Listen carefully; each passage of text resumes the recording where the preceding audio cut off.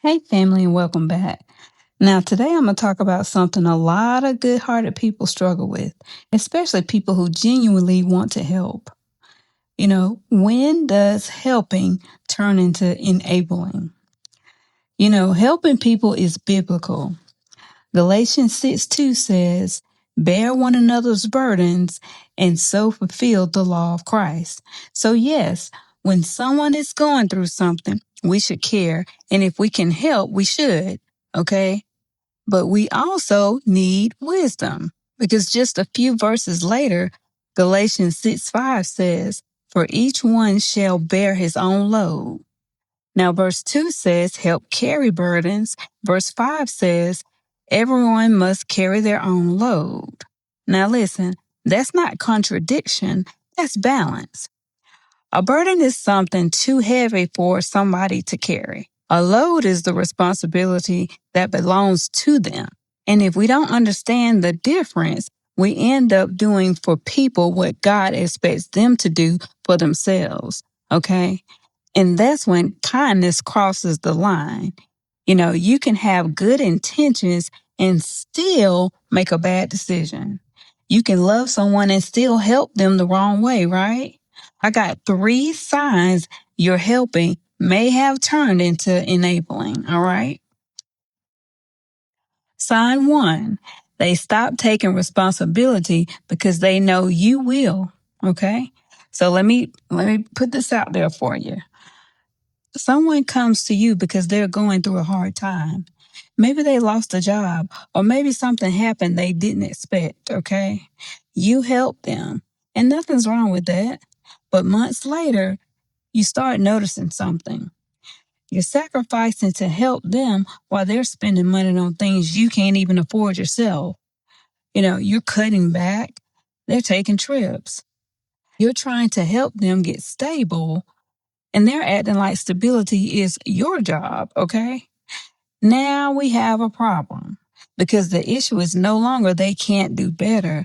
The issue is maybe they don't have to do better because you keep making sure they never feel the weight of their choices, okay? And that's not helping them. That's not helping someone through a hard season. Second Thessalonians 3:10 says, if anyone will not work, neither shall he eat. Now, Paul didn't say can't work. He said won't work. There's a difference.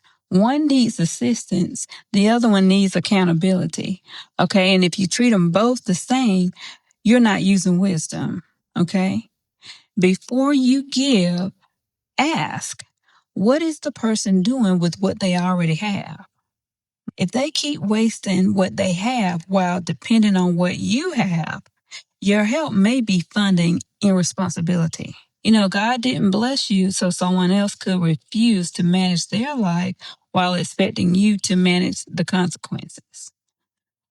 Helping should support, it shouldn't become someone's lifestyle. All right. Sign number 2, the same problem keeps coming back, but the behavior never changes. All right. So listen, family, pay attention.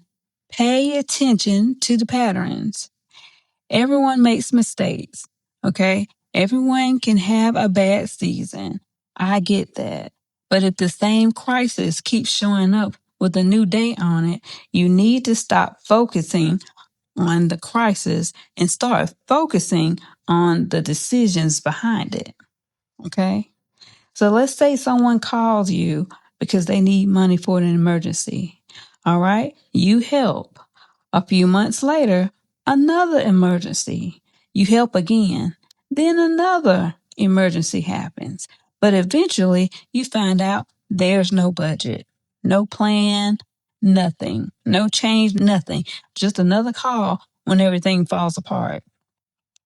At this point, giving more money may fix this week's problem while guaranteeing next month's problem.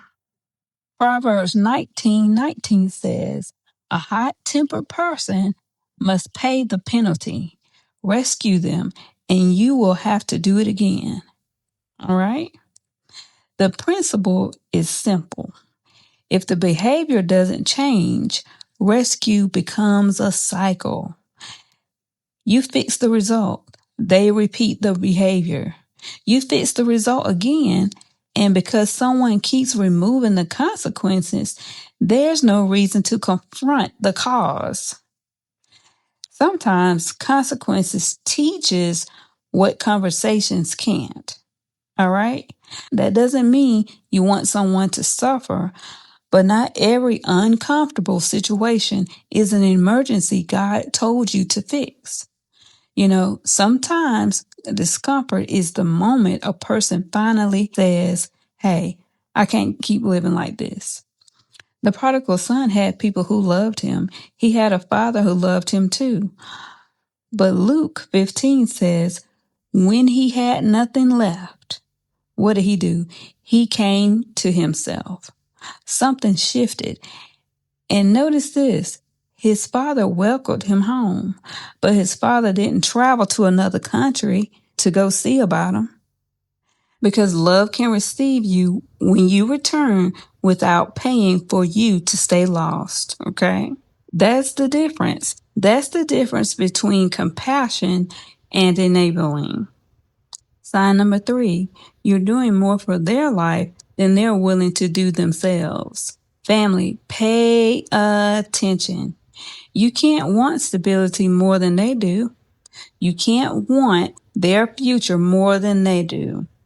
They keep putting more effort into their life than they're willing to put into it themselves. You can advise them, you can open a door, you can share resources, and honey, you can pray. But at some point, they have to move. John 5 gives us a clear picture. A man at the pool in Bethsaida had been in his condition for 38 years, and Jesus asked him, do you want to be made well? It sounds like an obvious question, right? But Jesus still asks. And I'm going to tell you why. Because being near change and wanting change are not the same thing. Some people want relief, but they don't want responsibility. They want the pressure gone, but they don't want to change the decision that's causing the pressure. They don't want to change that. So after the man answered, Jesus said, rise, take up your bed and walk. Okay. Jesus provided the power, but the man still had to get up.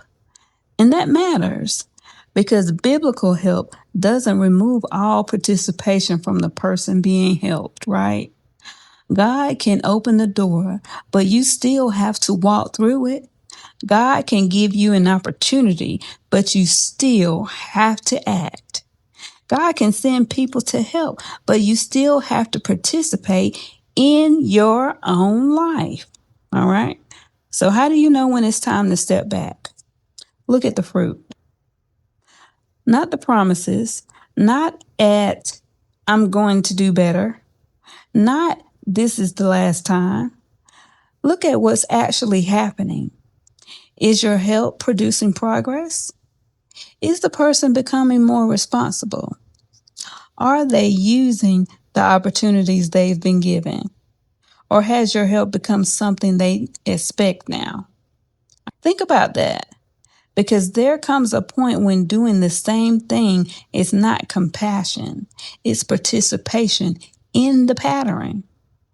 And that's where Matthew 10:16 comes in.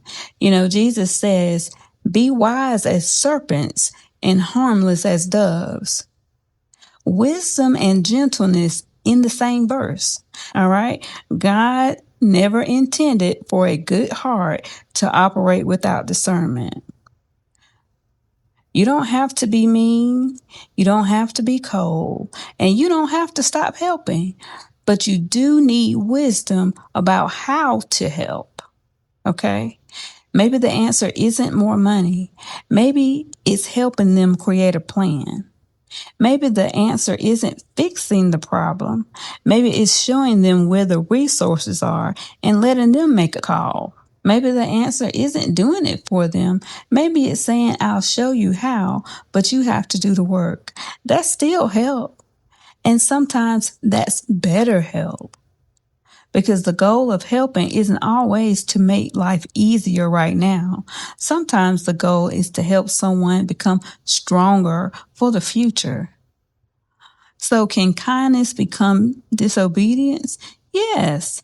When God is telling you to use wisdom, but guilt keeps making the decisions.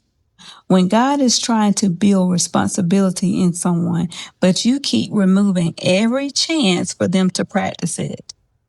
When your heart says, I want to help, but you never ask God, is this the help they actually need? All right? Family, you don't need less compassion. You need compassion directed by wisdom. Because sometimes the person asking for help needs a hand, and sometimes they need to finally use their own. Ask God for discernment to know the difference, okay? If this has helped you or this has resonated with you in any type of way, or you feel like you need to share this with someone, do that. And let me know something in the comments. And until next time, keep your head up, your hands up, and let it resonate.